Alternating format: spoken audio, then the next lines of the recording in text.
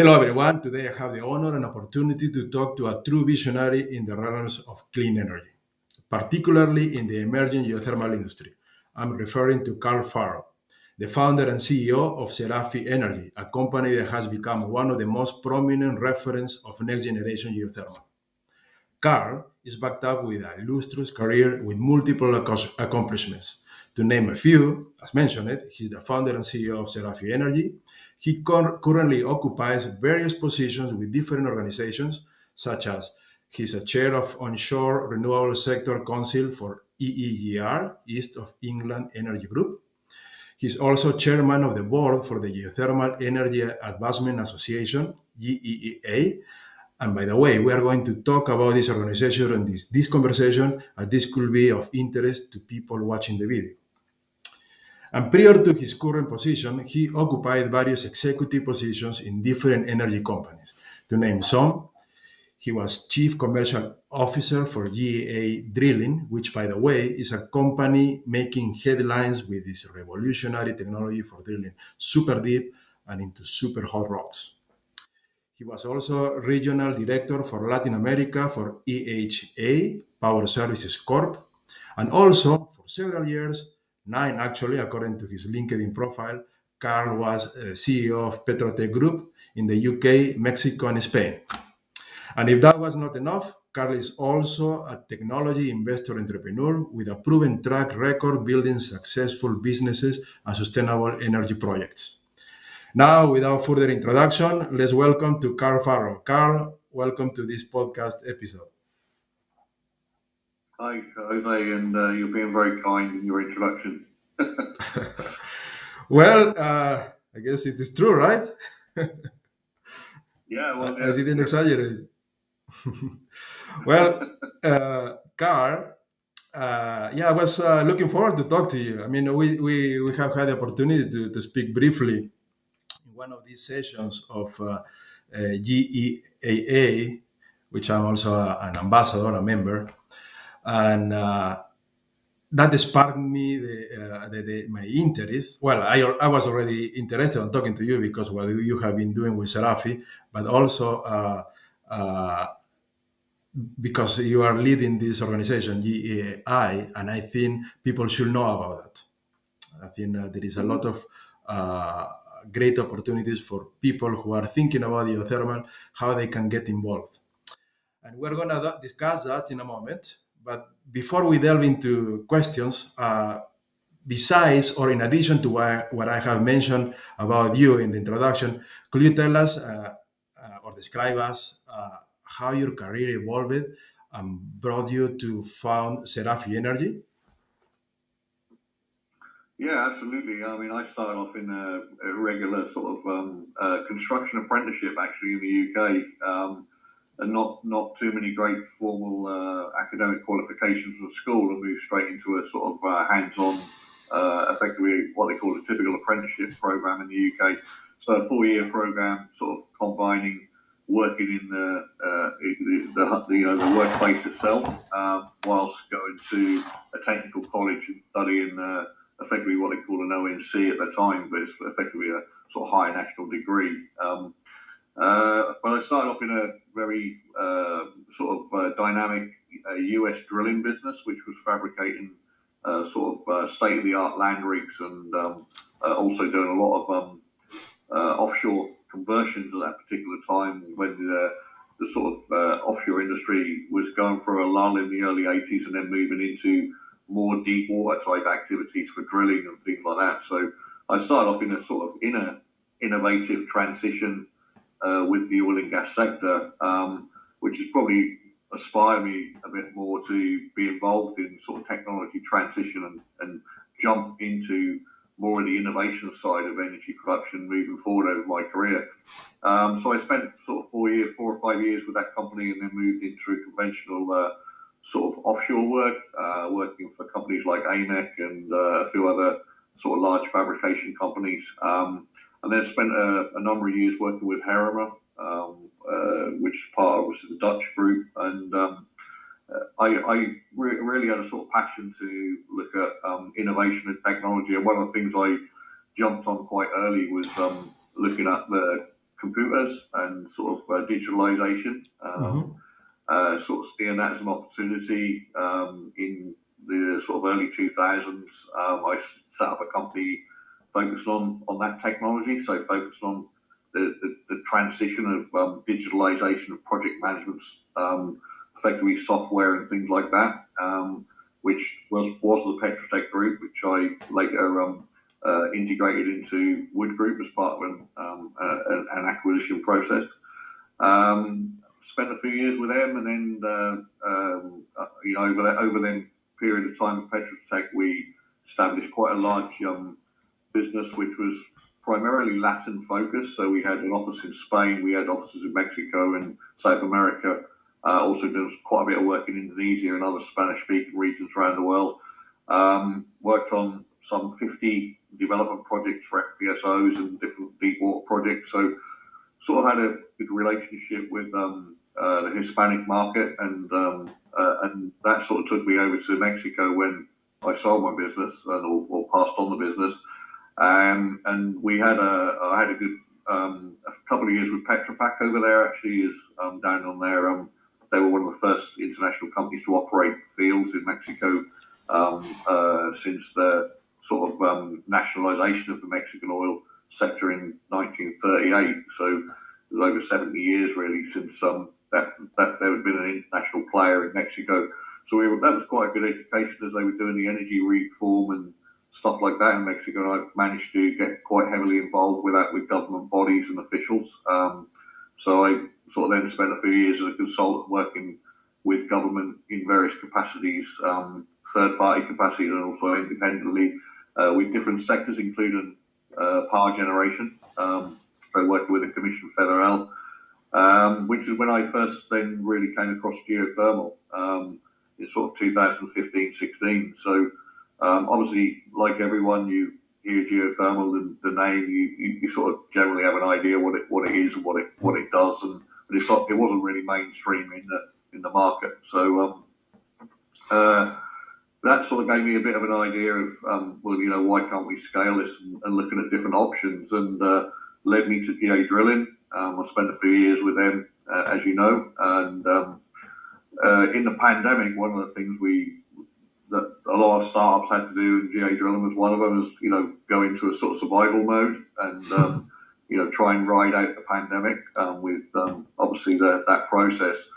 So I sort of voluntarily decided to sort of pull myself away from GEAA Drilling, really to sort of help them as well with cash flow, but at the same time look to do something a little bit more creative, which is where Ceraphi was sort of developed effectively in the middle of the pandemic, and effectively we set our business up with everyone working, well, most of us working remotely, and taking people on with the focus of developing effectively a closed loop solution that we've got today.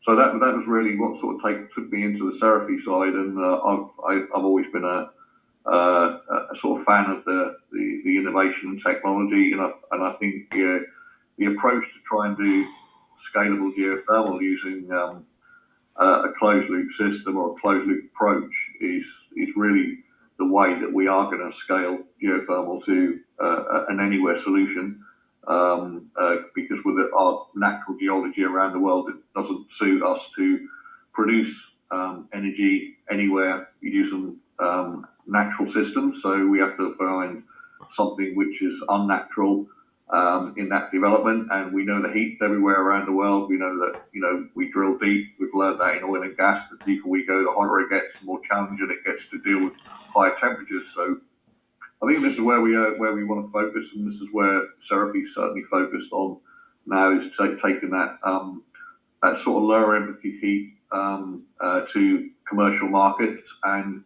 as technology increases with better drilling costs, lower drilling costs, we can incorporate all that as well to really enhance that process moving forward. So I think it's a really exciting time for geothermal. It's been a great 2 or 3 years that we've had in the journey with Ceraphi, I think, and still a long way to go. But it's great to be, one of the sort of companies up there doing sort of innovative approaches to hopefully scale geothermal to become an anywhere solution is the target. Great. So when you talk about well, in general, we're these days we talk about the next generation geothermal, right? The non-conventional, right? And you will classify certain technologies as advanced geothermal solutions, and other ones as enhanced geothermal solutions. Your company is basically focused on closed loop, so that's advanced geothermal solutions. I know your company also looks for the viable uh, oil and gas wells for repurposing.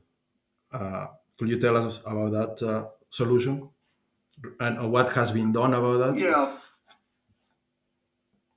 yeah. I mean, that's for me. That was a natural approach to one of the big challenges with geothermal, specifically from scaling it and getting appetite for investment into it is the drilling cost and being able to reduce that drilling cost or eliminate it in some respects significantly improves the business case to commercialization.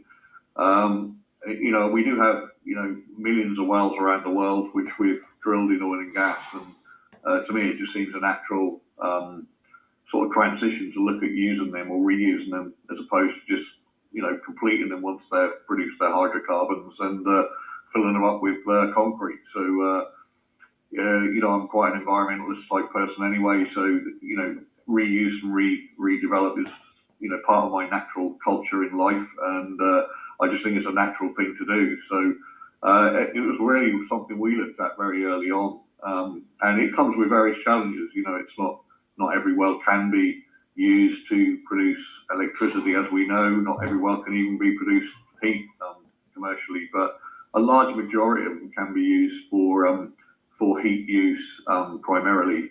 And we estimate probably around 10% of the world's well stock today, with some enhancers in technology here and there, could be used for power generation. The rest of them probably are mostly suitable for heat direct use. But when you think that most countries around the world have oil and gas wells of some sort, onshore or offshore, they are a great sort of energy that is there that we can tap into and use, specifically for direct use heat. And heat is obviously one of our greatest challenges for decarbonisation.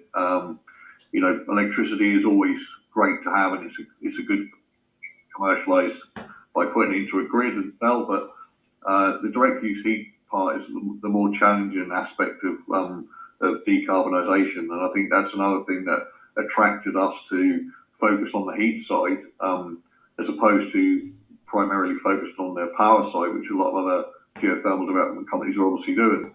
It's not to say we're ignoring the power generation side, because we see that as being something which will come along as technology improves and other things improve in the geothermal space to make it more commercially viable, even from repurposing oil and gas wells.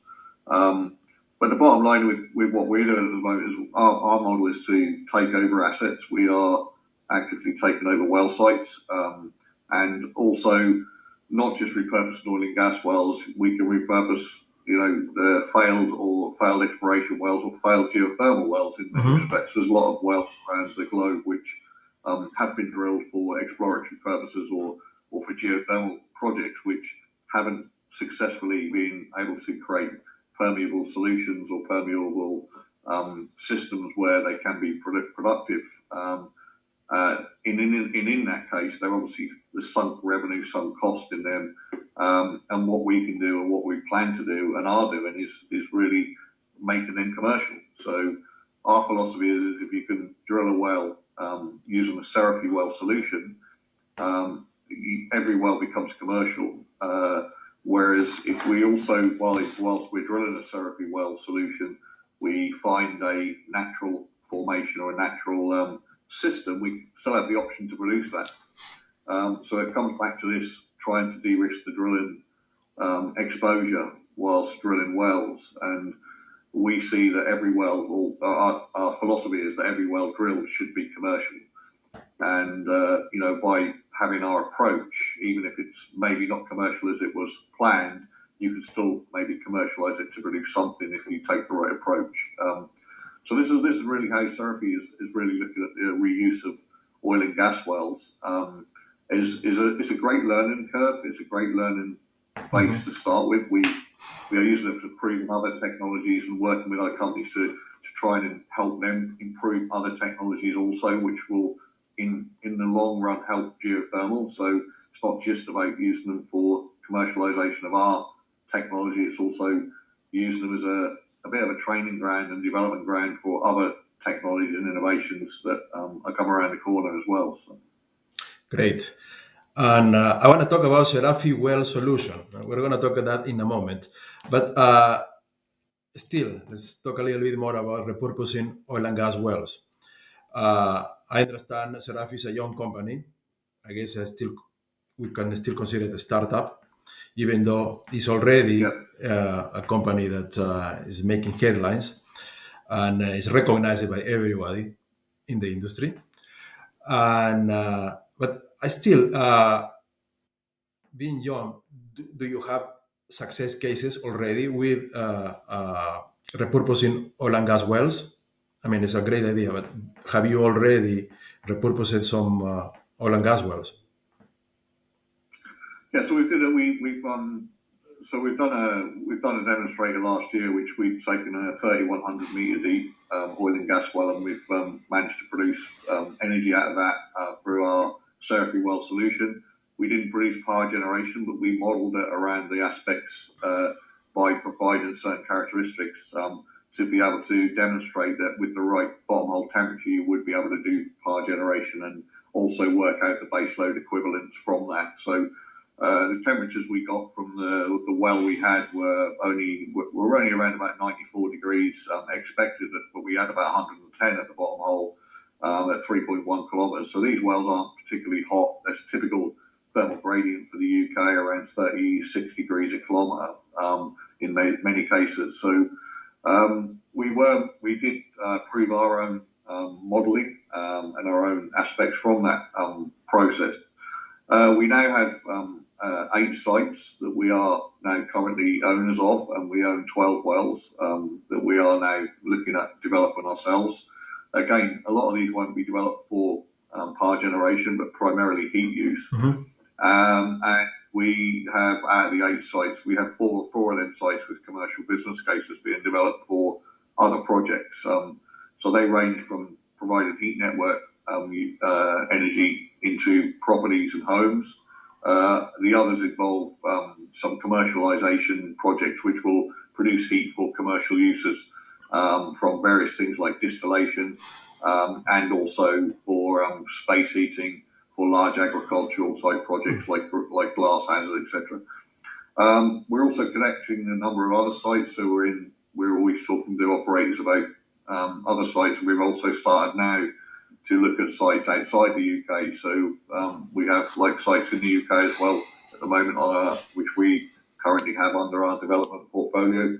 But we are also looking at sites overseas now. So that's our sort of focus in the next 12 to 18 months, is to collect a lot more of these assets and then build a business case around them to commercialization. So we intend to own and operate them. We're not just developing this for our partners or collaborators. We are effectively developing these are our own energy centres, which we will produce our own energy from and sell that into primarily private customer networks.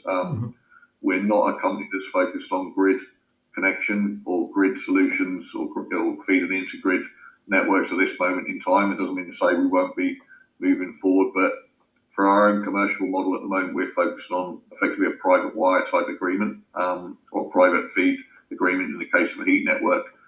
But yeah, I mean, we see that model as being the basis of us developing moving forward, as well as obviously now also looking at new drills or new drill developments, which also are forming part of our go-to-market strategy as well now. Okay, and last question about repurposing oil and gas wells. Obviously, these wells were originally designed for oil and gas, right? So do you find that more or most of these wells, this design can be repurposed, or is maybe, let's say, 50-50, or is less than that? Yeah, I mean, most of the modelling we've done we've probably done over 4,000 or 5,000 wells now, looking around the globe in modelling oil and gas wells. So, yeah, we do have an extensive experience and database of modelled wells around the world, and they vary from, quite high temperatures at fairly shallow depths to lower temperatures at deep depth. So, in respect to commercialization, what we've generally found is it's about being creative. You've got to have an off-take agreement to make these wells commercial. You've got to find somewhere to use them. And like I say, not all of them are suitable for power generation, probably 10%. So being able to produce energy and send it to a grid or connect it to an off-take, which is obviously the easiest approach, is not always the case. So you have to be creative. So sometimes you haven't got an off-take around you or close to you. So what we do then is look for what can we bring to the site or the area that we're developing. And the easiest thing to look at is obviously things like agricultural glass houses and that type of thing that you can actually build around the site or build around an area and actually produce energy to provide that type of business. There's also a lot of businesses out there around the world that are looking for energy that can't find a form of baseload energy, be it heat or power. So what we've found is actually by sort of spreading our network out and talking to different customers, you can generally find someone who is interested to take the energy and is willing to either connect to your energy or bring their business to your energy to do that. So these are the sort of things that we've been working with and trying to create business cases that work. And like I say, it's about creating the opportunity. Sometimes the heat might be used for something like desalination or distillation or something direct use like that, or it could be as simple as just providing space heating for drying crops or drying food, or providing a climatized condition to grow vegetables or some products in a greenhouse. But we always find a solution some way or other. Okay. We are able to find some sort of solution. Great. Now let's talk about something more exciting. Drilling. Repurposing oil and gas wells. Okay, that's great. It's a great solution. Let's use something that has already been done and let's repurpose it. Great. But now something exciting, starting from scratch, drilling for geothermal and applying the Ceraphi Well Solution in a closed loop well. Could you describe this and why your approach differs, or how it differs from solutions like also closed loop solutions like Ever or Green Fire in the US? Could you tell us more about your particular solution? Okay. Yeah, so I don't want to get into details about the different sort of technologies and comparisons, but I think one of the things that we are focused on is with drilling being a specifically high risk part of the geothermal development, and obviously something that investors are continually cautious of, is that our model is very much focused on how to do really as minimal amount of drilling as possible. So one of the big issues we have in the industry is that whether we like it or not, the oil and gas industry is the service business is really what's behind the drilling side for oil and gas and for making geothermal wells commercial. And whether we like it or not, the oil and gas industry is always going to be focused on trying to get an oil and gas return on investment rather than a utility return that we have in the geothermal space. We are a utility model at the end of the day. So ours is a low cost of energy for a long period of time rather than high returns quickly. So we have to make drilling cost effective to make geothermal work. The only way we see to make drilling cost effective is be able to engineer and manage it in a way that really you have total control of cost. And to do that, we have to ideally either focus on the areas we know where there's high temperatures, so we drill less to get to high temperatures, or we find a model that works with lower temperatures to produce energy more efficiently and commercialize it. So we're working on both of these areas primarily. So we have a sort of cap drilling depth that we want to achieve to produce effectively heat cost effectively and at depth, because obviously depth gives us more energy and more volume. And also what we're trying to do in our sort of heat network development is, rather than looking at the conventional ground source heat pump type solution, which are shallow boreholes, lots of them together, is looking at just deeper boreholes connected to the same sort of infrastructure on the top side, but larger volume.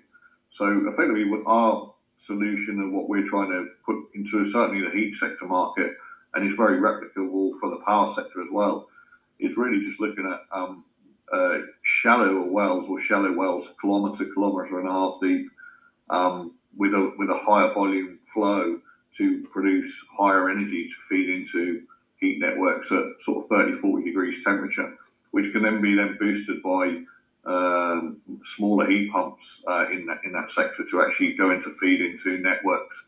And the same with ORCs. ORCs today primarily sort of operating around sort of 80 degrees upwards, and sort of optimum sort of 120 to 140. But we see a market where ORCs over the course of the next 10, 15 years are probably going to increase in performance by performing at lower temperatures and producing electricity. If we can drive down or increase that efficiency and drive down the temperature of requirements, that in itself will then mean we don't need so much temperature to produce electricity either. So we're working with different concepts here to try and focus on our energy development using our closed loop system. Closed loop gives us control over the environment. So we're not dealing with, first of all, formation fluids, which can be various different types of contamination in them, and you have to then deal with that on the surface. We control that environment. I look at our system as a bit like a process system in the ground. So, we're conducting heat from the ground, and working fluids within that process system will then transfer that heat to the surface. So there's a lot of technology, I would say innovation around all these different approaches that the likes of Airmore and Greenfire and others are doing. And they all somewhat interlink. We've made a conscious decision to really reduce our drilling exposure by looking at simplistic approach to energy extraction and development, and using a lot of existing oil and gas, shall I say, knowledge from the drilling sector to do that. So it's really about trying to keep things simple. We see drilling as the biggest threat to commercialization and scalability, and also risk appetite for investment and potential failure. So the less we do of it, the better. And that's really been our philosophy. So that sort of stands out at the front of everything we look at is, how do we do this project without doing drilling? And if we do have to do drilling, what is the minimum amount we can do to make it work? Okay. Now, harnessing the heat underground, bringing it to the surface, and for power production, obviously you'll have to probably drill deeper and hopefully with a good gradient. We were looking at vertical wells and also the utilization of organic raking cycle on surface to be more efficient and to produce more. Yeah. Okay. Our system, very simply put, trying to use off-the-shelf technology where we can, and proven technology to reduce effectively execution and delivery risk. Okay, great. Now, one of the things that I like about your company is that it's one of the pioneer companies when it comes to these kind of solutions, these uh, closed loops, one of the few. And I see you as a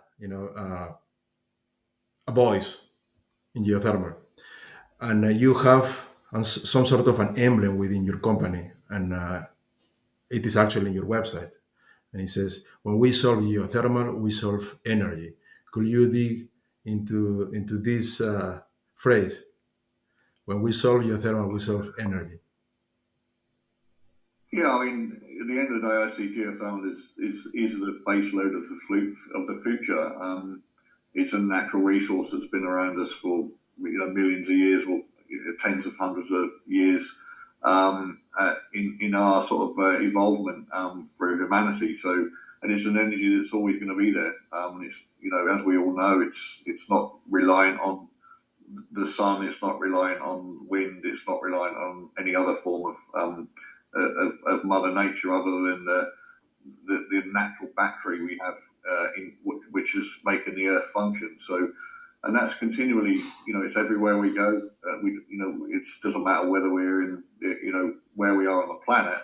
That energy's there, and we just, have a natural resource there. So, by being able to tap into that, we will solve energy at the end of the day in respect of our climate challenge.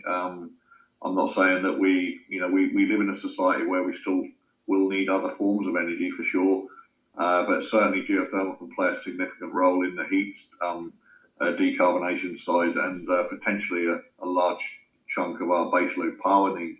I also think, we as a company, I get told a lot about, the brand and what we've put out globally.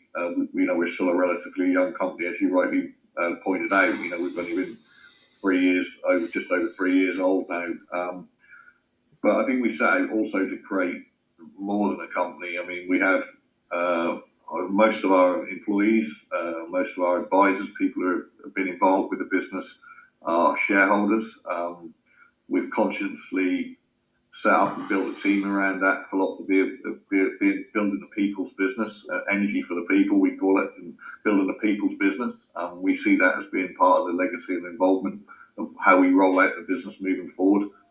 And that's played an important factor because we have a lot of passion behind the employees in the business and people who are involved and have been involved. They are very passionate, not just about what we're doing, but also about the mission we're on as a company to try and solve the climate challenge, which is to reduce carbon, reduce climate, the planet's devastation in respect of where we're going, and try and increase sustainability in that space. So I think it's a little bit more than, we are building a company, but we're building a bit of a sort of a mission in that process at the same time. And I think that's what's resonating with people. And, we get a lot of comments from people, we haven't got huge budgets for PR or media. We don't spend a fortune on it. It's just that we've been quite consistent and good in what we've done, and been able to build that reputation. I think out of most of the companies that are in the geothermal space, we've probably had less investment than most of them, but we're at a stage where we are now in a commercialization process, which is very different as well. And congratulations for that. By the way, your company had a number of awards in the last few months. Could you mention some of them, please? Yeah, I think being nominated for awards and gaining these processes is great for the team. It's recognition of what we're doing and recognition of what we stand for. So we've won a number of awards over the last couple of years actually, and it's nice to be able to be recognised for not just the innovation steps, but we won the UK Sustainability Award for last year for our novel ideas, and we've also won one of the best UK brand award. So for different categories, it's nice to be able to be recognised for the achievements. And again, it's the team behind the company that's actually getting the awards, because they're the ones that actually drive it forward. Excellent, and congratulations again. Now, about GEAA, Geothermal Energy Advancement Association. I'm an ambassador, part of the team, and I think this is a great opportunity to tell the audience what is GEAA and how they can also be part of this advancement movement for geothermal. So I and everybody listening here would like to hear what is the mission and the vision of this organization, and what are the plans for the near future.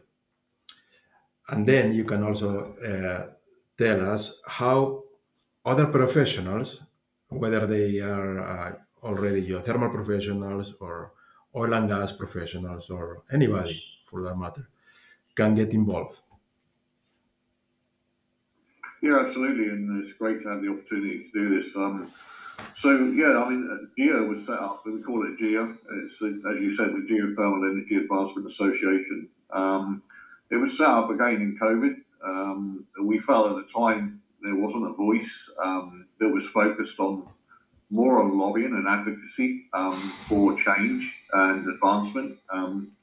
So we pulled together, and we had a number of sort of industry discussions initially.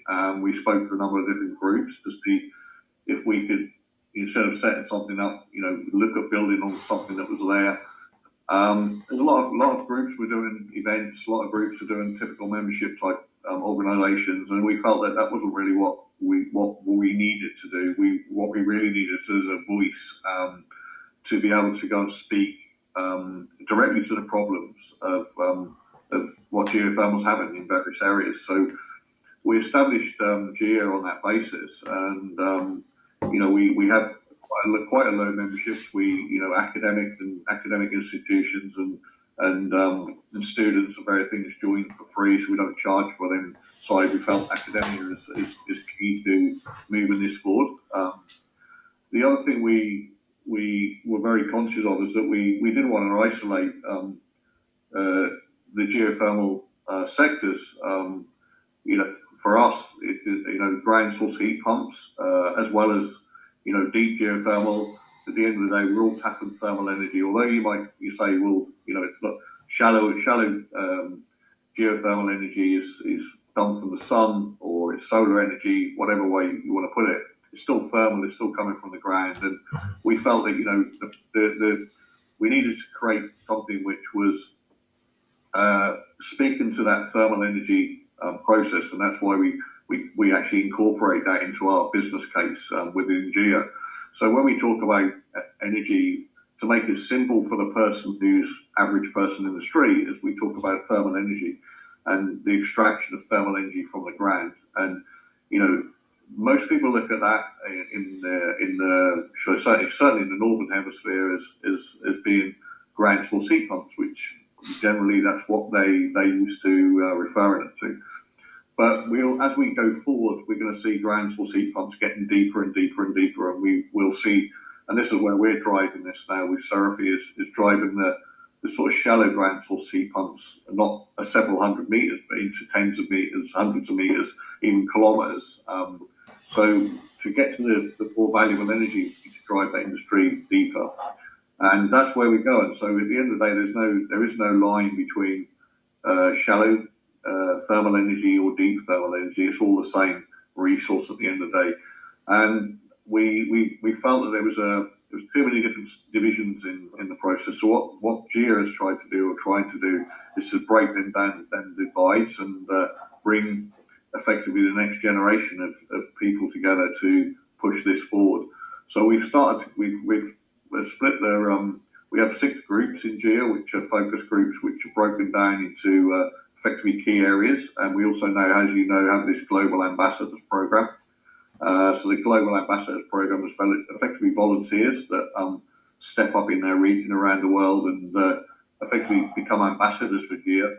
And the idea there is that they work in regional groups and together create briefing documents, or we call them one-pagers, which are then drafted to present to a global audience. And then one-pagers can be on any topic. They can be as simple as the problem of exporting equipment into or importing equipment into Indonesia. The drilling permitting in a certain country, it could be certain things. And what we do is, the idea is we focus on a sort of a topic subject like that, and then the ambassadors in the group will develop effectively a one-page or a topic-driven document, which can then go to government bodies, government officials, and raise the challenge or raise the problem to their attention. And the same document can then be used also as a lessons learned document for other regions as well. So it's a case of really disseminating experience and building knowledge between different countries of what is best practice going forward, what works, what doesn't, even areas that need to be addressed in certain areas that aren't being focused on, like, for example, closed loop against enhanced geothermal, or things like that. So these are what GEA is trying to address, and we are a not-for-profit, so we're not an organisation aimed at generating funding or revenue. We are a not-for-profit or not-for-gain organisation, and we are trying to build an organisation that covers and caters for everyone. So whether you're a CEO of a company or whether you're a student in a university in Malaysia or somewhere else, or in Nigeria, you have the ability to sit on the same level as everyone and talk at the same level at the table and put your ideas across and listen and hear and get heard. And I think that's something we're missing. We're missing in communication. We have to break down the barriers. Geothermal is an energy that everyone should have access to. I personally feel today that it's a bit like baby in the corner to a certain extent, that nobody really knows it's there. And we're only going to disseminate that knowledge if we share knowledge and spread the knowledge around, and make sure that we aren't dividing geothermal up into categories and splitting it up. So that's really where GEA was formed. And we are still a very young organisation, and but we are growing, rapidly in size, and that's due to the voluntary base of, people like yourself and others who are joining the organisation as an ambassador, effectively. This is great. Thanks to organizations like this. I don't know if there is any other organization similar to this in geothermal, but I think this is the only one.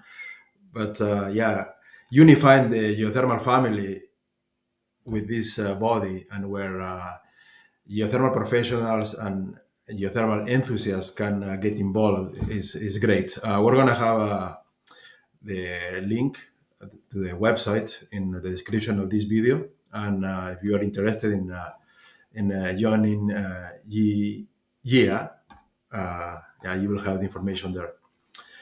And hopefully you will, and this organization continues to grow. Now, we're getting close to the end of the conversation, Karl. And to finish this conversation, I would like to hear, and I'm sure everybody else listening this podcast, to hear your own vision and outlook for the future of energy, about energy transition, and particularly of geothermal, and give us your final message. Well, first of all, thanks for hosting this session. It's been really good, and I welcome the opportunity to collaborate on these sessions. It's always good to be able to get my personal opinion across, but also to spread the word and hopefully encourage others to join this great mission of geothermal.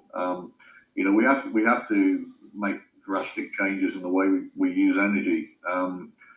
I've had somebody who's come from oil and gas and spent a big chunk of my life working in the oil and gas sector, and working all around the world, actually, having the ability to see the challenges of energy in different countries, the challenges of how that cascades through economic growth, through poverty, through all different areas has given me the ability to really see where and how geothermal can make the world a better place, not just for clean energy, but also for increasing economic development, and primarily economic development in countries at the moment that actually have that resource but might not have oil and gas and things like this. So it's everywhere. And geothermal can stimulate economic growth globally. But we also have to be realistic, that oil and gas is going to be around a long while. It's going to be around for generations to come. And we still need oil and gas in a process. And we actually need oil and gas companies and service businesses to actually help and stimulate the growth of geothermal. So, this is a sort of, I look at this as effectively like the new oil for effectively the oil and gas companies in some respects, but not replacing the old oil. We still need that as well. So I look at this as a bit like the new oil for oil and gas, and I think I see it's not happening yet. It's slowly we're seeing more and more oil and gas companies getting involved in geothermal companies. I see that as being a process which will continue to happen. But I also see moving forward, I think there will be a moment where actually oil and gas do see the value of where geothermal really sits in their portfolio as part of their business model, and not just seeing it as something that is aligned to drilling wells, etc. But they actually see it as a value proposition within the business model. And I think we're still quite a long way away from that. But I do believe that in the next sort of 10 to 15 years we are going to see that significant transition, and more companies effectively diversifying their portfolio within the energy space, specifically oil and gas companies, and smaller cap operators or medium cap operators turning to geothermal as sort of a core business model within their organisation. So I think that's where I see the sector going. We're still going to we work closely with other types of renewables, specifically solar and battery storage. We try to incorporate that into our business case to try and reduce parasitic load costs from grid and things like that. So, we're still always looking for innovation and creativity from other renewable sectors, and I think that's something that we'll still do. We're also working very closely with the generation of other types of energy from geothermal, such as green hydrogen and green methanol, green ammonia, these types of things. So these are all areas that we're specifically focusing on. So I think geothermal can have a cascade of benefits moving forward, like I say, specifically in developing countries. And that's been a lot of our focus, certainly over the last sort of 12 to 18 months, is where do we really focus our efforts now moving forward? Now we've got something that is potentially scalable. Do we focus that in areas where we can have a higher yield with targeting higher cost of energy countries where their economic growth is suffering, and try and reduce that and try and help them from more of an ecological and also a ESG type value proposition. So lots of things to consider, lots of things to do. Like everything, all of these developments take money and finances and costs. We have to make sure that at the end of the day, our investors and stakeholders are getting a return on their investment. If they're not going to invest. So, moving forward, we need to build a business model that is not only sustainable, but also it has to create a commercial value. No business can operate without making profit. It isn't a dirty word. We have to make profit to operate and to run and to invest into technologies and new innovation. So, these are the sort of things I think we are focusing on as a company. Personally, I'm mission driven to make sure not only that Ceraphi succeeds, GEAA succeeds, and other things like that, but also that we make an impact moving forward for society and humanity. Excellent. Thank you very much. It was a great message, which I share, and all your views towards the future. I wish success to your company, success to the geothermal industry, and And well, this is the end of the conversation. I hope the audience enjoyed listening this interesting podcast. And if you like the video, like and subscribe. Thank you.